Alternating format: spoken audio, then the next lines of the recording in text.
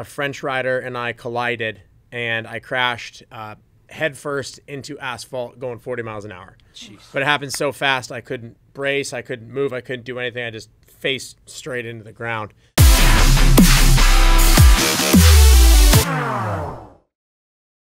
Unleashed with the Dingo and Danny, fueled by Monster Energy. Which lady, are you selfieing? No. Are you good, Danny? Is everyone good? Yeah? Yeah. Connor Fields, are you good? I'm ready. We got a BMX gold medalist in the room today. Let's give it up. That's right. Champion. Champion. Champion of America. Champion. You guys, we may not have anything to talk about. These guys already spoke for an hour before and talked about, you know, Olympic stuff. Obviously, Danny's two-time Olympic silver medalist. Yeah. Connor is one-time gold medalist. Well, which is the official world champion. I guess, yeah. That's so here it is. Cool. Congratulations. First American to win a BMX gold medal, won 3 USA BMX national age group titles as a teen, and 2-time World Cup, 3-time USA BMX series titles. That's a pretty good resume. At 29 years of age. Yeah, yeah. I won a couple races over the years. It's been good. Won some races. And you two are both from Vegas. Woo! Yeah, we are. So we have Brittany with us as always. Thank you, Brittany. Thank and then you. we have Danny over here, who we are connected at the hip. We are connected. So I'm going to start off with something. We're almost going to go backwards today. So I have a video here that I'm going to play. I think the sound should be good. You announced your retirement shortly. Was it directly after the Olympics or a little bit after? No. I announced it about a month ago, so about a year to the day after the Olympics. Because after what happened at the Olympics, I had a few things going on before I wanted to figure that out. We're going to get to that, but we're going to play this video right here. And this was from your social, and it's on the screen here so we can all watch. How do you know when it's time to stop doing the only thing you've ever done? How do you know when you've had enough? Sometimes it's easy. Sometimes it's hard. Sometimes the decision gets made for you. Sometimes it just feels like it's time. I was 7 years old when my mom found that flyer for the local track. From the first time I laid eyes on BMX, I was hooked. You have been the main thing that I thought about every single day since then. When I started racing you in 1999, it was for fun, for the rush, for the freedom. As I got older, I idolized the pros. I wanted to be a pro. And when I watched BMX racing make its Olympic debut, I knew that was what I wanted most. It was 2009. And I had just celebrated my 17th birthday when I realized I was actually pretty good. Racing against my heroes and the guys I still had posters of on my wall, I realized I was one of them. And from that day forward, I only wanted to win. I only wanted to be a champion. And I would do whatever it took to get there. Training became priority number 1. And every waking moment was dedicated to winning. World Cups, Undefeated and unbeaten. USA BMX, the Olympics, Pro-Ams, Euro rounds, Canadian rounds, whatever it was, I wanted to race it, and I wanted to win. I won a lot, and I also lost a lot. Some of the toughest losses produced the most growth. Thank you for the good times, for the friendships made, and the lessons learned, for the places traveled. Thank you for the hard times, for teaching me how to dedicate myself to a goal. Thank you for teaching me how to win, but more importantly, how to lose. And thank you for teaching me how to never give up. As I got older and I watched my competitors retire and move on, it started to sink in that professional BMX racing was not going to be forever. I wanted to go out on my own terms. And in a way, I still am. Despite the thing that I love most nearly ending my life, I am still here, still riding, and still that same kid who loved BMX. Just now, for the first time in as long as I can remember, starting today, when I ride BMX, it will be for the same reason that I started back in 1999. It will be for fun. Thank you, BMX, for the highs, for the lows, the victories and the losses, and most of all, thank you for the journey. I'll be seeing you around. I got the chills. Yeah. Wow. That was really cool. We're done. We can go home. Man, that's you need to make a retirement video. I know. He'd asked me if how I announced my retirement, and I was like, shh, no one knows I'm not eating anymore. So how did you get into BMX? Yeah, so as most kids do, I learned how to ride a bike, and I loved it from the second I learned how to do it. And I was jumping off of curbs and popping wheelies in the street and just riding until the street lights came on. And one day, my bike had a flat tire, so my mom took it down to the bike shop down the road to get it fixed. And there was a flyer that was advertising the local racetrack. And my mom was like, oh, Connor loves to ride his bike. Let's go check this out. So I think that weekend we went and watched some races, and I think I must have I don't remember this, I was 7, but I was looking at it and just like, oh my God, this looks amazing. So I all week begged my mom to go back out and go racing the next weekend. And the next weekend I went racing, and I didn't stop until last month. Wow. How does the process work? Obviously, snowboarding, there's the USSA and then the junior programs to go up. Obviously, you started at a very young age. Was that start locally in Vegas and then you start touring the country? How does the circuit work like as a junior? Yeah, so there's different levels. So it starts just local racing. You race the people from your hometown.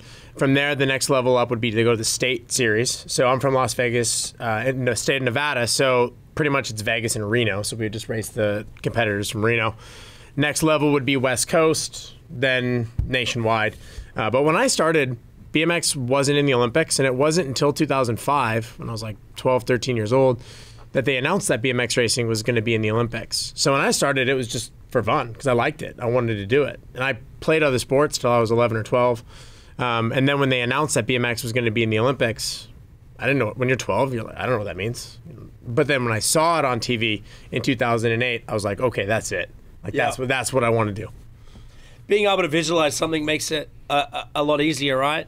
Even, I think, what was the first Olympics you watched, 98? Yeah, I mean, I was kind of the same way. I was into competing snowboarding, like, locally and just around, like, kind of Vermont area. But then, 16, I think, was the first year they had it, and it was in Japan. And I just kind of, like, remember staying up till, like, 2 in the morning to, like, watch my heroes do it. But up until then, I didn't really have this Olympic dream in snowboarding. There really wasn't that, that outlet. And I think one thing that's really cool, about your story and BMX in general is how it's like a lot of people will use a sport as like a gateway into another sport, right? Like maybe start with bikes and go to FMX, but like to achieve greatness on a bike, but then continue through 7 all the way, until you retire is pretty incredible.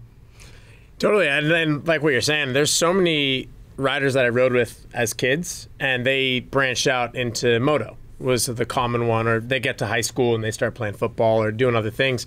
And I just never stopped, just kept going. I mean, when I was a kid, I used to race with Christian Craig and other guys who race moto now. And I just stayed on the 2 wheels and never got the motor. You had to stop? When was the first time you rode a bike? I mean, probably when I was 7. I can see Brittany having the baseball cards in her bike, yeah. So it sounds like a motorbike. Yeah, I remember that. You, as a teenager, you were BMX, the USA BMX national age group. When was that when it was almost potentially like a realistic thing for you to become a pro BMXer? Kinda. I mean, I always knew in my mind from the moment I watched the Olympics that that's what I wanted to do. I wanted to go pro. I wanted to do the whole thing. Like you said, when you see it on TV, and that was the first time I'd ever seen BMX racing on TV, and not just in the magazines or on the DVDs or whatever. It was always going to happen in my mind. I wasn't that good yet, but then when I started winning as an amateur, then it kind of became more reality, and sponsors started coming in. And First sponsor? Different bike brands, my first sponsors. We won't talk about that. Yeah. How old were you, like, when you knew, like, I'm good? Like, when your parents were like, uh-oh. It was in that video when I was 17, so it was a week after my 17th birthday, and that meant I was old enough to race World Cups, which is the competitions that you go through to earn your spot on the Olympic team. So I was racing against, this is 2009, I was racing against the guys who had just medaled in Beijing and got all these Olympic accolades, and then I went and got third place at this World Cup, which set a record that still stands today for the youngest person to ever podium a World Cup, and it was my first one. Oh, wow. And so it was kind of in that moment, like, I didn't expect that, my parents didn't expect that, nobody expected it, and it was like, okay, this kid's got something here. And then from then on, it was like 100% dedication. Do you? Sorry, go ahead. Did you stay in? So you were 17, so you were still in high school, or did you? Yeah, that you was did both. I did both. So you were like that hot little like junior, like, oh, I'm just like a pro. Yeah, exactly. So I was a senior, and Whatever. she thinks I'm hot. She's flirting with you. Yeah, no. I hope my fiance doesn't watch this. But I went to school. I think it was like Tuesday or Wednesday before that event. The event was in San Diego, and I'm in class, just normal student. And I go on the weekend. I podium a World Cup. I'm getting checks, popping champagne, doing the whole thing. And Monday morning, back in class. And show and tell. Yeah. What'd you do this weekend? Yeah. So that was pretty funny. But that's a good story too. I mean, that night they had an official after party, and I was 17. But somehow I managed to sneak my way in there. I'll never forget. That was like, at the time, and even now looking back, that might have been like the peak of my life. Like being a young kid, races first thing, dream comes true, sneaking into the after party, out all weekend, back to school Monday. It's like, that was a fond memory. Another thing like that I think a lot of people don't understand, at a teenager, when you start going into that, you're sacrificing. This isn't just something on a whim. You're like, oh, like, how much did you have to sacrifice as a teen to lose probably a lot of your teenage childhood when people are, blowing up mailboxes, partying at night, do whatever it is that kids do? You're out there sacrificing this dream. Yeah, I mean, I trained 6 days a week from the time I was 15. So I really should have just had like a pre-programmed response in my phone that would say, sorry, I can't, I've got practice. Or I can't, I've got to go to the gym. Or I can't do that, I've got to get up early tomorrow to work out. I would go work out before school, go to school, and then go ride after school. Yep. So it was just a constant dedication to trying to get better, but it was because that's what I wanted to do. I wanted to do that more than I wanted to go and get into trouble. And I got into some trouble, and I have great friends that I'm still friends with from back then. But I did sacrifice quite a lot, but I don't view it as a sacrifice because it's what I wanted to do. Right. So what was the process to make the 2012 U.S. Olympic team? So to make the Olympic team, there's 32 racers around the world that would get a spot at the Olympics in 2012. America would be 3 of them. So you had to be one of the 3 best Americans to earn a spot on the gate. I won my spot by winning the Olympic trials. It was basically the top 8 guys raced, and if you get first place, you're on the team. No questions asked. Wow. And so I won. That's nice, huh? Mm-hmm. Yeah. So there's a coach's pick. There was a points. There's some other stuff too, but this was just the win and you're in scenario for one of the 3 spots. So you make how old were you made the 2012 team? I was 19, and I was the youngest rider in our event at the Olympics. So what's going through your head as where were these Olympics? London. So this is the London Olympics. What's going through your head when you get there, the process? You had a roommate? I did. He was a road cyclist, was the roommate. Oh, you didn't get an actual... Because there's only 3 of guys, us. so the other 2 got each other. The other 2 were like best friends, so it made sense that they would be together and that I would be the one meeting somebody. And I remember it was like a 30-year-old road cyclist, so we had nothing in common. Nothing in common. I'm like a 19-year-old BMX punk, and he's like a 30-year-old father. Yeah. And wow. So yeah, but he's a nice guy, and we were all on the same team there. So who were your 2 roommates? Andy Finch, right? Monster alumni, and then the first time we went to Salt Lake, we all stayed in the house, so everyone was. Oh, everyone's in the house. Yeah, we like all the boys. I think not the girls, but Ross and JJ. Right, you didn't do the village? Tommy Shashane. No, we were like, unfortunately, in Salt Lake, we were just up near the mountains in Park City. But we did go do a tour of the village after we did well. Was the Olympic Village everything you kind of expected? Yeah, so I went to 3 Olympics, and the village was so different at all of them. So London, Rio, Brazil, and Tokyo. So the London one, it was cool, but it was just very like bland. Like it was your bed, a nightstand, a dresser, and that was kind of it.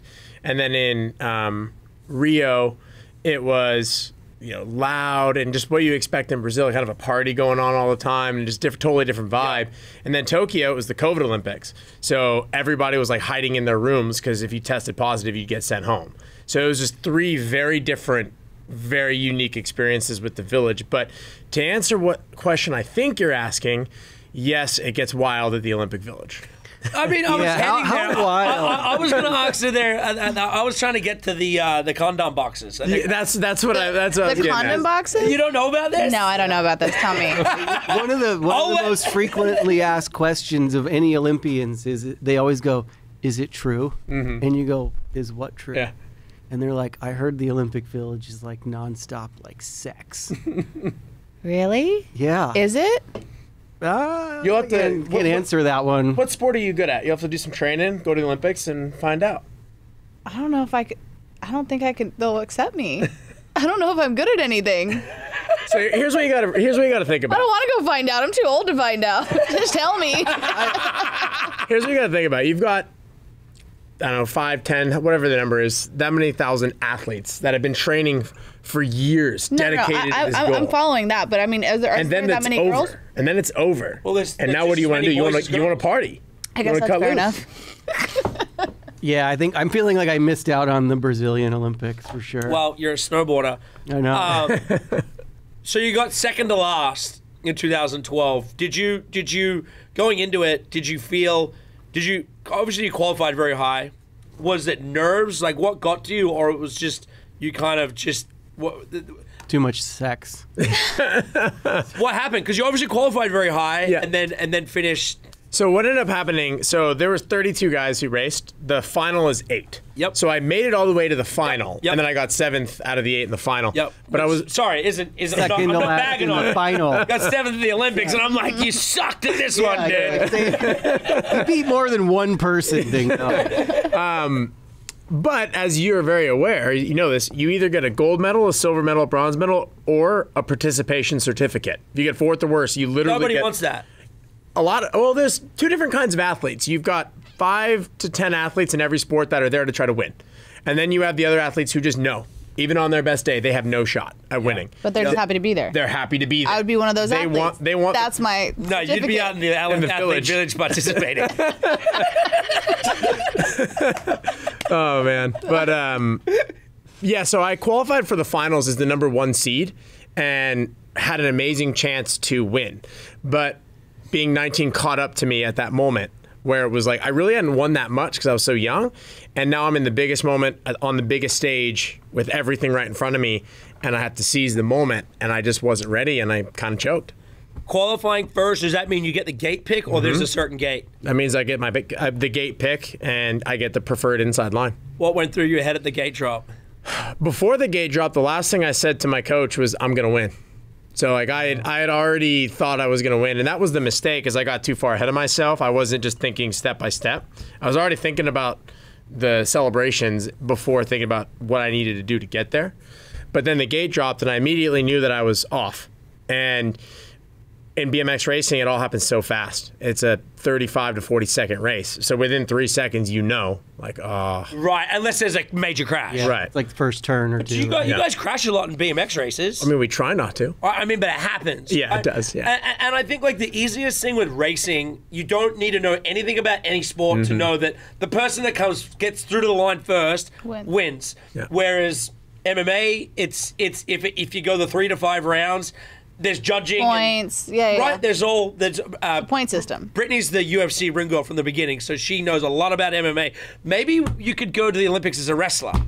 A wrestler? We could get Rhonda to be your coach. Oh my gosh, this is something. Or what if they made like Octagon Girls as like an actual... We'll have all the ring girls like lined up, you know? All right. because where we had snowboarding this year had a very snowboarding's gone to such a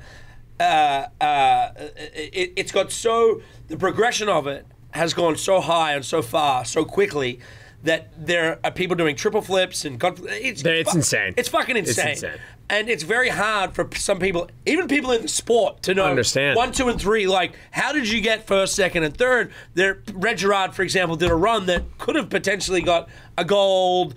It probably should have been on the podium. Ended up in like 5th or 6th or something. And in his head, he did the run and landed it. And in his head, and it's one of those weird things where if you go out too early and do the gnarliest shit in the first couple, if you're out of the gate in the first top 6.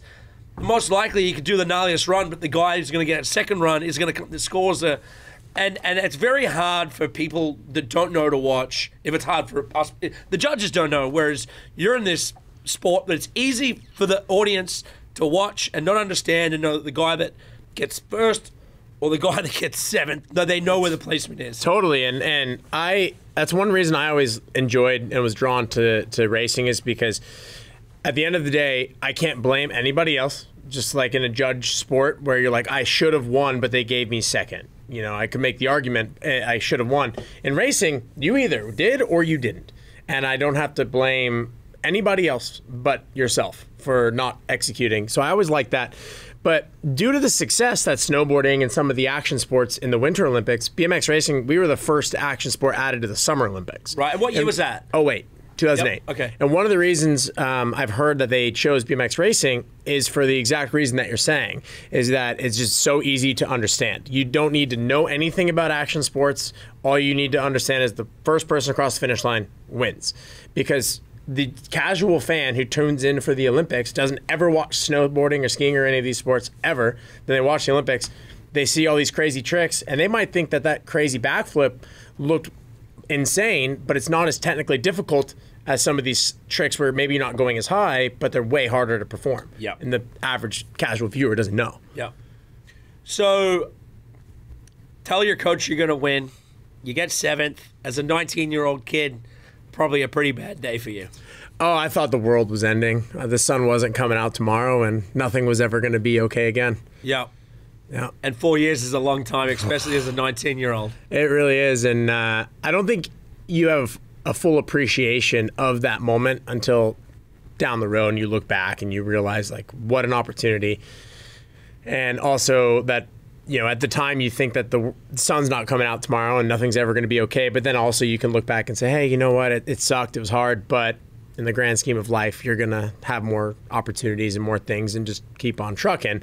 But when you're in that moment, it's hard. It's hard to think that way. I liked what you said in your video when you were like, and thank you for like teaching me how to lose. Yeah. You know, like I think that that's such an important part of any competition, like a competitive sport or just in life, right? Like you appreciate your wins, but when you can really appreciate your losses and learn from them and grow from them, I mean, I loved when you said that. It's true. Yeah. I mean, you don't learn anything from winning. Right. Well, it's easy to be a great winner, but it's hard to be a great loser. Yeah. I mean, you became a pretty successful second place guy. Well, thank you. I mean, would you rather have 2 Olympic silver medals or 1 gold? I don't have any, so fucking you guys have beaten me. Yeah, I mean, Dingo would get a participation certificate, you know. It's just gonna you know, it's crazy because the first one, Danny probably should have won, but the guy that got the gold medal did the highest air ever, and at the time, then it was like, you know, and he was 19 at that time, and then the second one, Sean White, that was the come up. Danny definitely deserved second on that one. Sean was like, well, we were only 2 points apart on that. It was close. No, it was very close, and that run was, but that was the beginning of probably one of the best half-pipe competitors. I mean, Danny and Sean went back-to-back for a long time, you know, and then there was the one time you beat him, clearly was at the Tahoe Cup or whatnot, and that's when you started 270 in. So these guys had this battle, but it was crazy because they were the first, it was 52 years and our first American podium sweep in however long, first Olympic snowboarding in America, and everything changed from 2002, like that wave, into 2006, and then it became like, you know, it became like rock star type shit, and people on the cover of Rolling Stone, and the industry did this, like, you know, kind of crazy, you know. But you're right, at the Olympics, I think first, second, and third, you walk away with something, you're there. Right, that means, and so obviously winning, but then coming away with 2 Olympic medals, you stood on that podium twice on that period of time. So it's I don't know, pretty badass. I don't know what I'd say. It's tough. It's tough. Pretty badass. Yeah, I mean, just becoming, like what they say, which is really cool, is like getting to go, and the experience is like you're always an Olympian, and that's like part of this 1 percentile or less than 0.01 percentile of people who actually compete in sports who get to like go as a group and compete for their nations, right? And that's one of the coolest things. But I think as a competitor, you always want more, right? Even if you do win, it's like you wanted to win better in certain ways. I didn't win by enough. Yeah, I didn't win by enough, or I didn't do this. But that's what drives you to get to that level. Like there's a little bit of that in anyone who reaches the top of not just sport, whatever your field is, but you don't get to the top without wanting that continuous improvement of getting to the very, very best you can be. It's also interesting, like, when they have the Olympics, right? It's every 4 years or so, so you have to be at the peak in that time that it just so happens to be it. So like it's just the timing of it too. Like you just so happen to be 24 at the peak or whatever age, 19, 16, whatever. But I think that's also interesting. It's just like a fate of time. So no, totally true. And right? Beautiful too, because like some people come out of nowhere, right? Like Brett Gerard, and when he won his slopestyle, it was like the year before. No one really counted him as the one or anything, and you come out like so a lot could happen in 4 years. And other people. But then also there's those times where you could be the best in the world and you go there. One bad day. You get COVID, you don't even get to compete or something, so. He's a coach now, and who he coaches, Q, she got second. Yeah, she got a silver medal in China. He's great at getting silver guy. medals. He got. That's what I told her. I didn't promise you anything higher. If I knew how to get golds, I would have. He ended up getting COVID and couldn't go to China with us. So I had to do it all by phone. That was a pretty sad moment. That was super sad. And going back to what you were saying about that every 4 years, and we're going to jump forward a little here. Tokyo was supposed to happen in 2020. Yeah. They postponed it a year. Right. So then there was all that sitting around waiting, people not in prime, and that was the one time where it's kind of been off. And you imagine, how was it training that whole time and then not knowing what's going to happen, and then waiting a year for it to kind of happen, and then in the circumstances and sticking shit up your nose every 2 seconds. It's like I think a lot of people forget about that. And then also the first Olympics where there's no crowd. You're just used to it. Now, by 2020, that's your third Olympics. You're 1 gold medal deep. You're used to an environment to where there was almost, a non-environment in 2020. Let's go back to that 4-year period. Was it just straight training and focus? Did you keep the same coach? Is this from London through Rio? Yes. Yeah. That was when I was really just starting to hit my stride, 2021, 22. Because that's your peak body. Kind of. I mean, and I'm sure you'd kind of agree, like you physically get a little bit stronger more in your late 20s, but in your early 20s, you have a little bit more of that, like, I don't even care what happens. I'm just going to send it. And then you get older, you take a few hits, you grow, and you start, whether you have a wife or kids or just responsibilities, you start thinking twice sometimes before just sending it. But when you're 20, just caution, it goes into the wind. You just send it. Yep. So I was really in that period where I was just riding a high, trying to win everything, living the dream. Had some great years, had a lot of fun, but at the end of the day, in the back of my mind, I always knew I wanted the big one, right? I want to win all the titles. I want to win the U.S. title, the World Championship, the World Cup, the Canadian. I want to win it all, but I always wanted the big one, which is the Olympics. And I'm sure you could, back me up on this.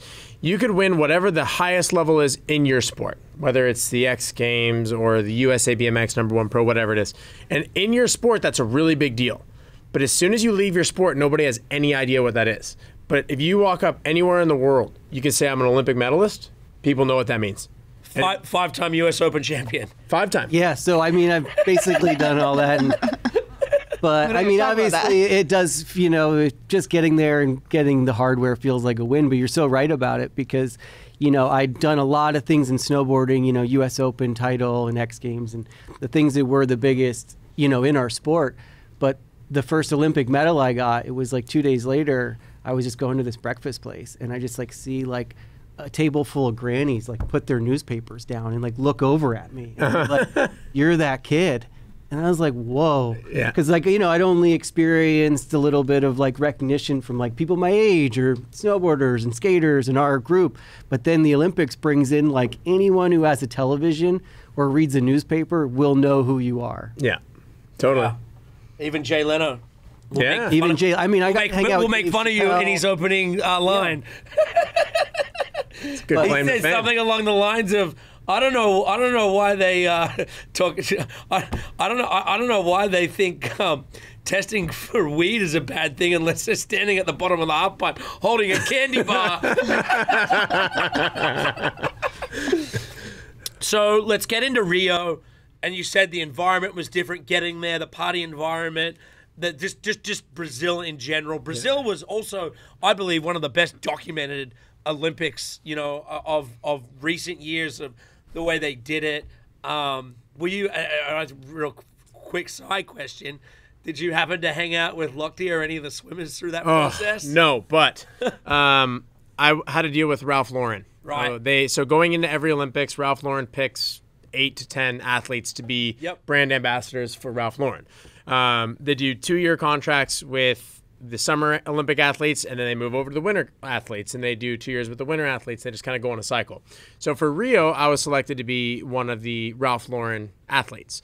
So we got to go on the Today Show and model the opening ceremonies outfits and photo shoots, and it was an awesome experience until I was getting blown up on my phone because Ryan Lochte, who's another Ralph Lauren athlete, was making a mockery of Brazil, and angry Brazilian fans were coming at anybody and everything they could get their hands on because of what happened with Ryan Lochte. So that part about it wasn't very much fun. But I wasn't down there. He would have been partying probably around the same time I arrived because we were at the very end of the games, so we didn't show up for openings. We stayed home training. But didn't the media kind of ruin a bunch of that stuff? Because once that happened, that was all anybody talked about. Yes, a little bit. Yeah, what was the scandal? What were they doing again? Okay, so dirt. Low key, he also married a monster model. Oh, did he? Ryan Lochte did. Yeah. Okay, what's the dirt? Spill the tea. What's the dirt? I'm not like an expert in this, but what ended up happening was he had claimed that he had tried, that he had been mugged and like some sketchy stuff happened to him when he was out. Then security tapes from a gas station got released and he was hammered and like being destructive and breaking stuff and stealing stuff. I remember And that. so then he was trying to go home and he was boarding a flight back to America, and then Brazilian police came on, escorted him off the plane and brought him and put him in jail for destruction of property and lying and all the stuff like that. So that was going on during the Olympics when other athletes were trying to compete. Right. So it kind of took away from a bunch. Yeah. It didn't affect you, though. So what was the difference between arriving in London and arriving in Rio? You're like 4 years down the road. The sun did come back up.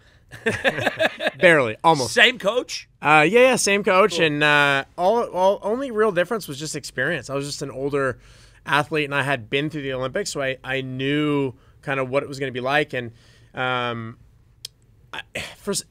I keep coming to you.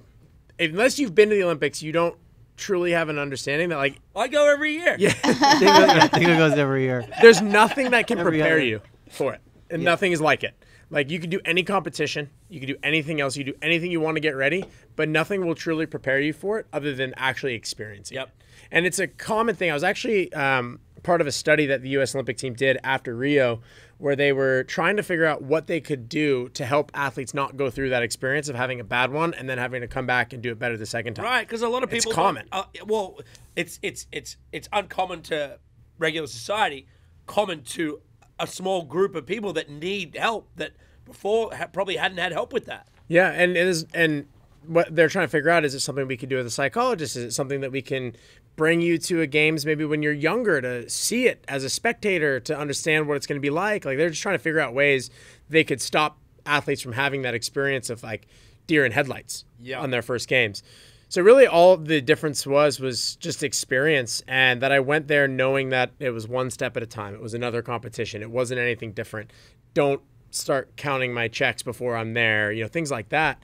And I just enjoyed the process a bit more and the experience, and ended up winning. Yeah. What did you qualify into the finals? Fifth or sixth. Yeah. So you a didn't bit get the different. gate choice. I didn't, but I just looked back at London. I was like, I was number one qualifier last time, and it didn't mean anything. Yeah. And so just because I qualified fifth or sixth or whatever it was, it doesn't mean that I can't go and get a medal. Yep.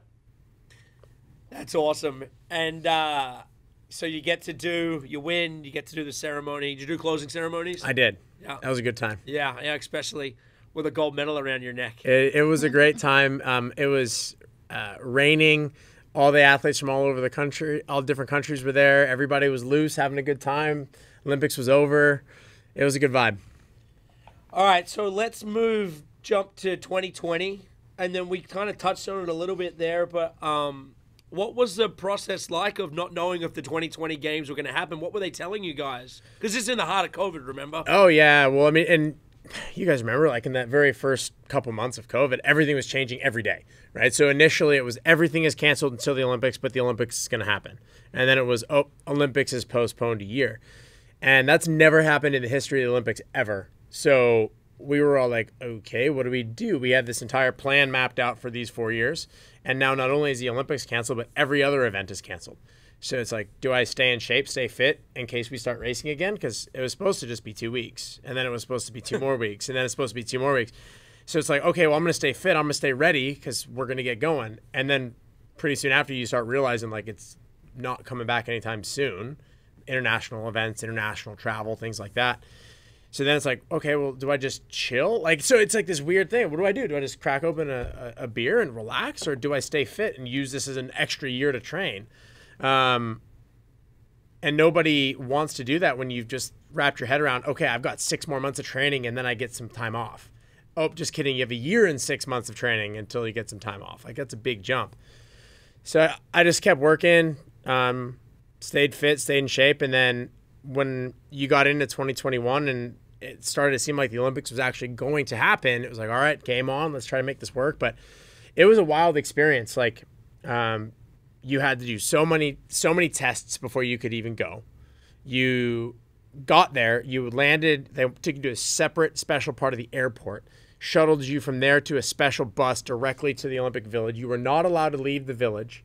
You had to take a test every single morning in the village. And if you popped positive, you were sent to somewhere to... Were many people testing positive? I think there was like 10 to 20, something in that range. Yeah, wow. Yeah. Which I don't understand how you would, because you came from the airport in this special area where you took a test before you were allowed to the village. You weren't allowed to leave the village other than to go to your field of play, which is only people that are also in the village. It was this like crazy thing. Not many condoms in that village, huh? I don't think so. Body condoms this year. Yeah. Full Well, that's body what happened to condom. Dusty, right? Yeah. He- Dusty Henry. He kept testing positive, but he wasn't feeling any symptoms or anything, right? Yeah, for like a month after, and then they had him in a weird little thing, and Yeah, it was a lot to deal with. Yeah. It was a whole thing. And like no friends and family could come watch you compete. Like you were just alone. And no spectators, no nothing.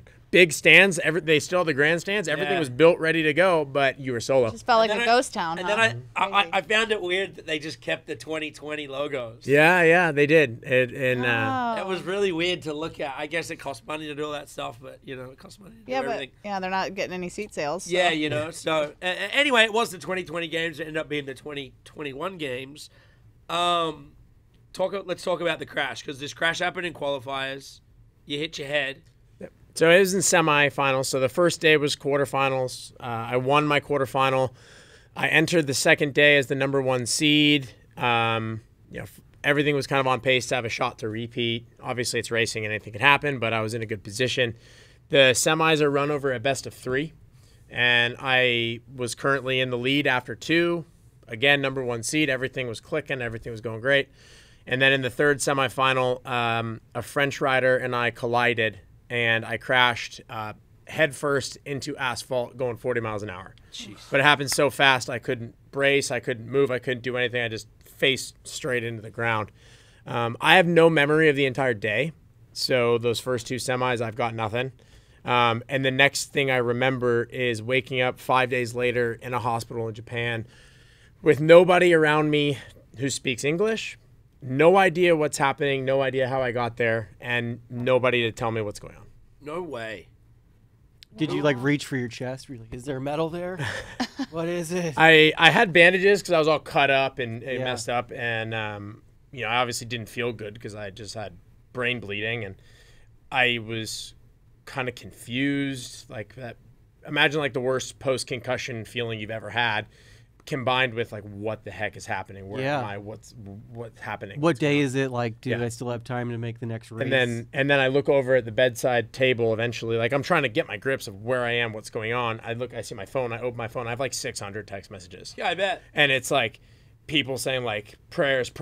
Are you alive? Are you okay? And like no one has any idea like what's going on. And did you register like when you looked at your phone? Like was it like, oh shit, like or did it still take you a while? No, I think I remembered everything up until like the day of. Right. So I remembered that I was in Tokyo. Something went down. You just didn't know what went down. I must have crashed. It's kind of what I figured. Did you have any videos or any like? Oh, it was all over the internet. So you're just like watching like, oh shit. I opened my phone. I see it. Dang. And then the first thing I did is I FaceTimed my fiance, and I don't remember this at all, but apparently I was like 10-second Tom. Like I was just say something and then. You're like a fish. Yeah, I was like, hey, what's up? How are you?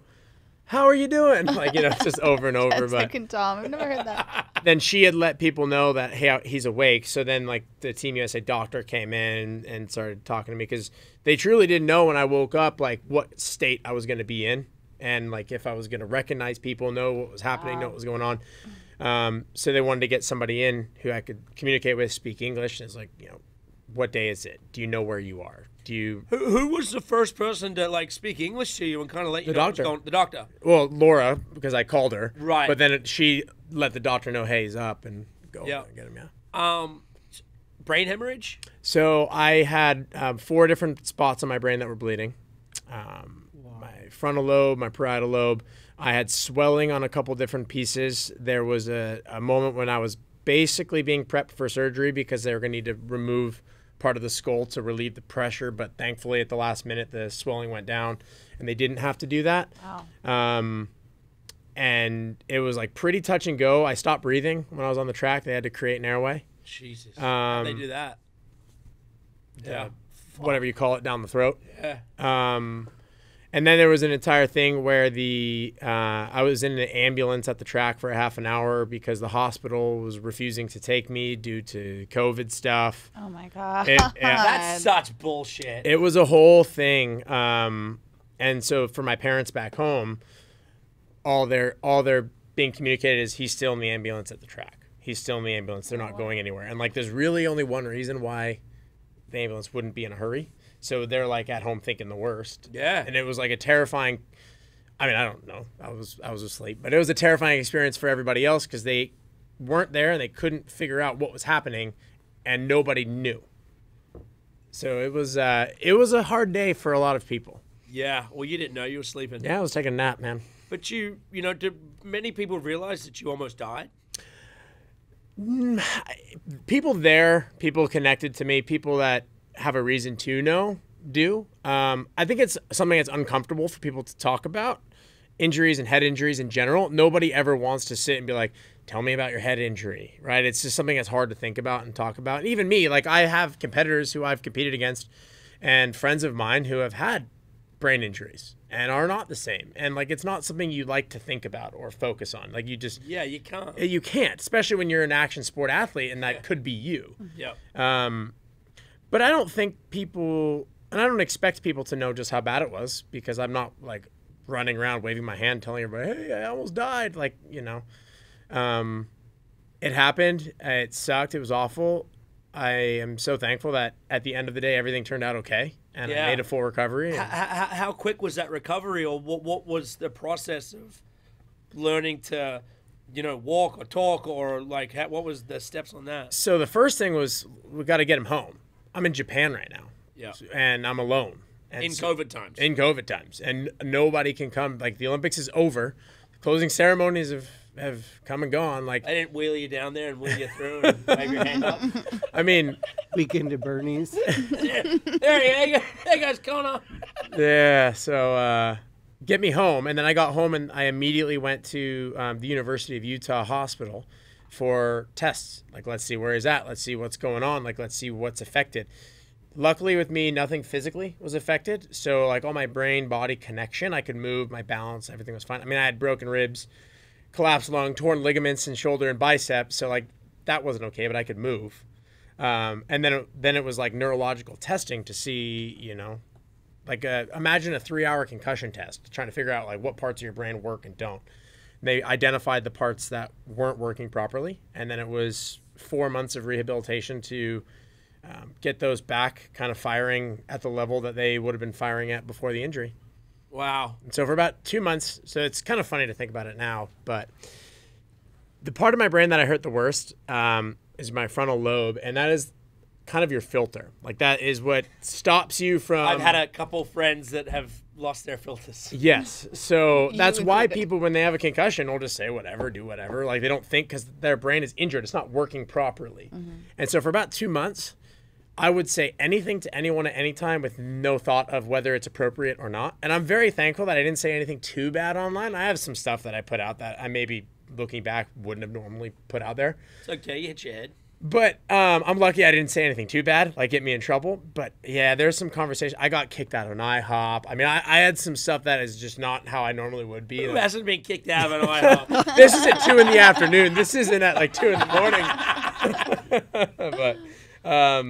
But yeah, everything. I had a great team of people around me helping me with rehabilitation. My family was super supportive. I worked very hard, and luckily enough, I came out the other side. And then my reward for coming out the other side of the head injury was, hey, your head's better. Let's get your shoulder fixed. Let's go down to Stedman and Vail and get your shoulder reconstructed.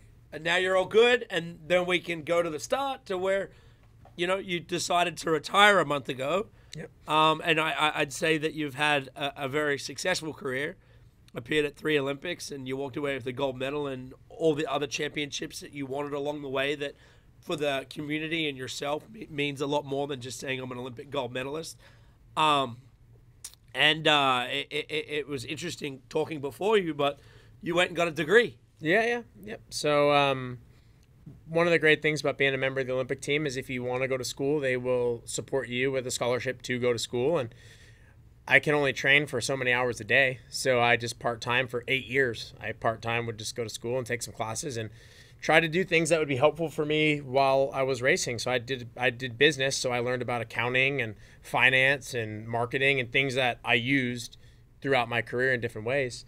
But once I got healthy, I didn't want to decide too soon that I was going to retire, right? Because after a big hit, after a big injury, everyone's like, oh, I'm done. I'm never going. And like I've had that before too. Break an arm, you're like, I'm done. This is it. I'm done.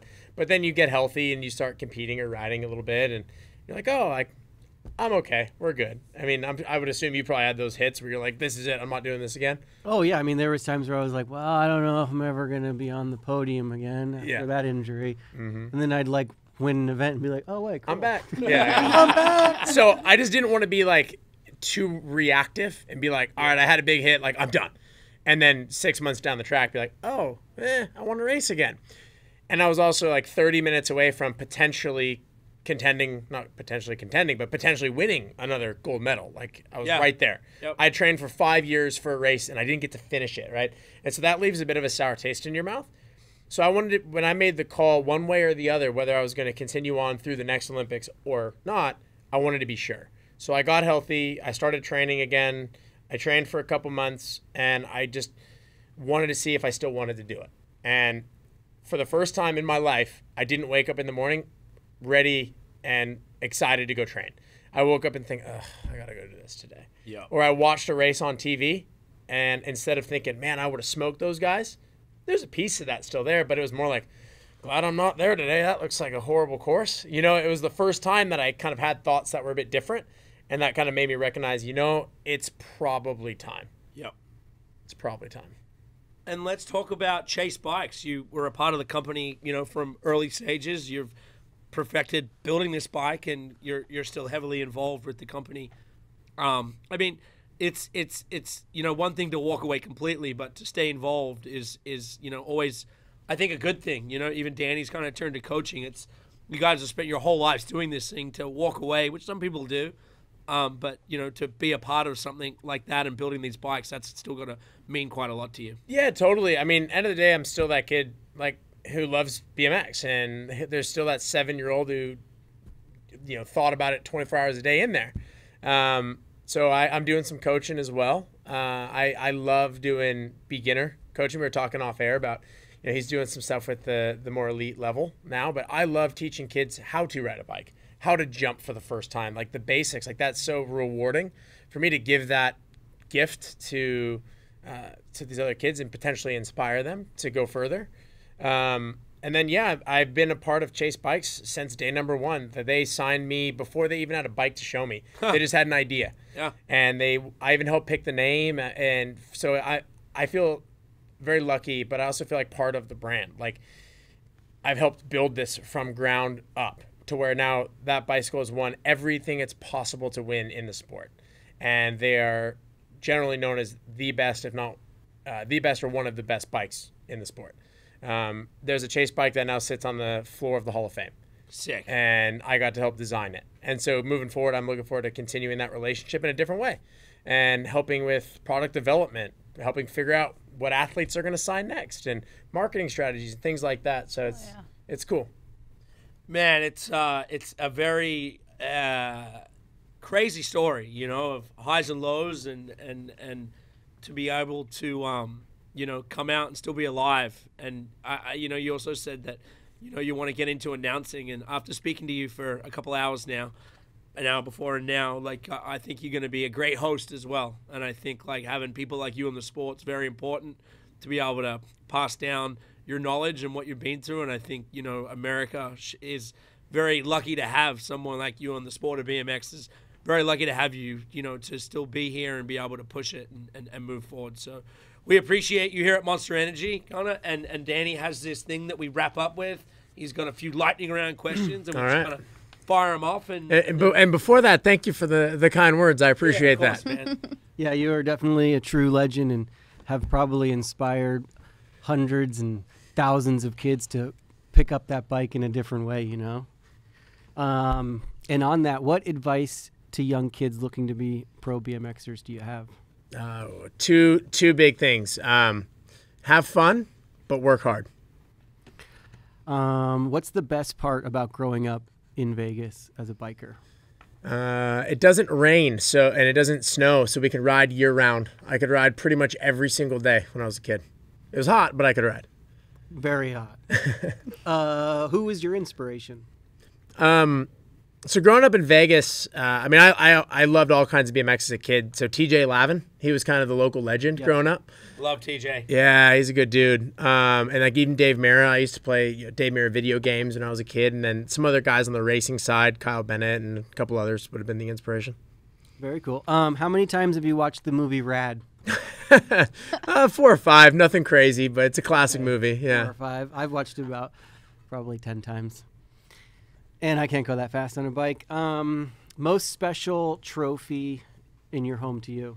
Obviously, it'd be the Olympic gold medal. I mean, I think that's kind of a cop-out. It's an easy one.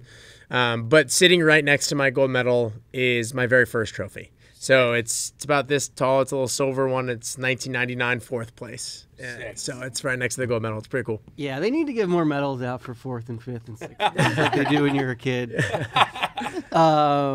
If you had a superpower, what would it be? Teleportation, so I don't have to go to the airport. Hopefully they're working on that. I think they are. Like a big tunnel shooter thing, right? Where you get in a tube. Yeah. I just think, I want to go snowboarding today. I'm going to go to Vail and just close my eyes and I'm there. Like, that'd be nice. Hopefully we're allowed to see that. Yeah. What's the favorite city or country you've traveled for BMX? Can I say 2? Yeah. Most epic race we ever did. We had a race on an island called Curacao. Don't know if you've ever heard of it. It's in the Caribbean. It's a tiny little island. And they had a BMX track there and a BMX race there. And we stayed at like a beach resort hotel.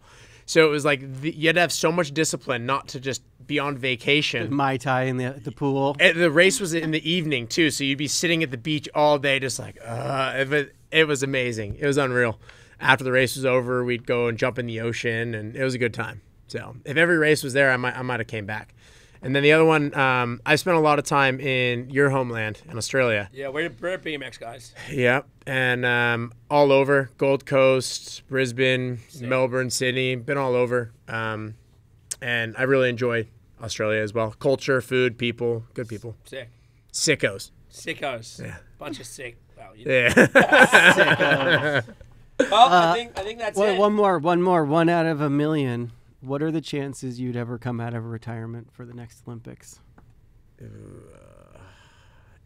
Is there any like specific reason? Like, is the world going to end if I don't, or is it like just I would have to decide I want to? You would have to, just the world's about to end. If the world's about to end, Well, that's then like- I'll do it. no, Then I'll you'd do have it. to decide you want to. Yeah. We'll I'm decide good, for man. you. He's good. I'm He's good. good. Hang it up. Brittany, anything? No, I Lots think you to covered say. all the bases. Did you know Ty Penny? I do. Yeah, I do too. Well, Vegas, and we were just talking about Vegas is like oddly small. It is it's Yeah. small. Yeah, that's the crew. And you said TJ Lab, and I was like, hey, Yep. you must know the same people. I'm sure there's probably more. Oh, there is. Yeah. If we know them, then no. Yeah. Well, thank you, dude. That was awesome. Thank you guys for having me. Legend. Rockstar. It's a wrap.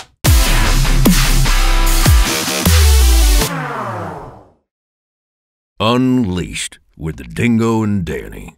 Fueled by Monster Energy.